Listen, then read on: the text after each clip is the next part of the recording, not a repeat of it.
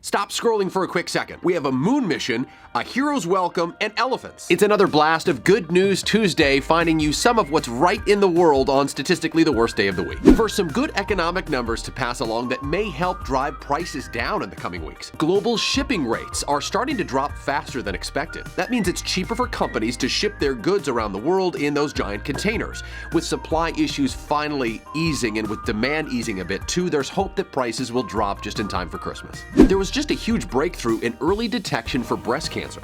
Newly discovered protein changes in the blood are giving scientists new clues. Researchers revealed they found levels of 6 proteins in people's blood changed just before a cancer diagnosis. They claim this new research could form a new basis for blood testing to catch cancer early. The American Cancer Society points out if you find breast cancer early, there's a 99% chance of survival, but that drops to just 10% when cancer is found too late. Tanzania now says its elephant population is bouncing back in a huge way. In fact, it's the first rebound of the population ever. The animals were hardest hit by poaching, with numbers plummeting about 60% in 2009. Now, conservation groups and overall awareness has drastically reduced poaching, and more tourists are flocking to Tanzania. I'd go to Tanzania. Since 2014, the population of elephants in Tanzania went from about 40,000 to 60,000 today. NASA says its latest moon mission was a huge success. The Orion capsule passed by the moon and whipped around the backside within about 80 miles of the lunar surface. This video makes it look like it's moving very slowly as it approaches the moon, but look how fast they're going.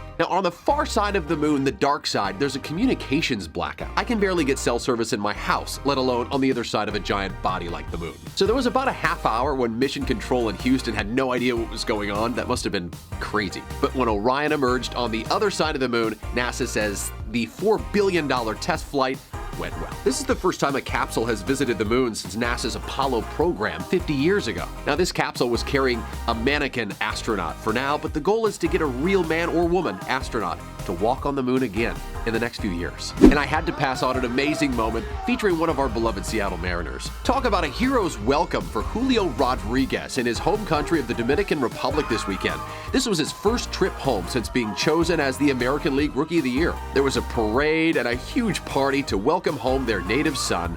What a great feeling. All of this ahead of what many think could be a serious World Series push next season. Those are just a few quick good news headlines for you here on this Tuesday.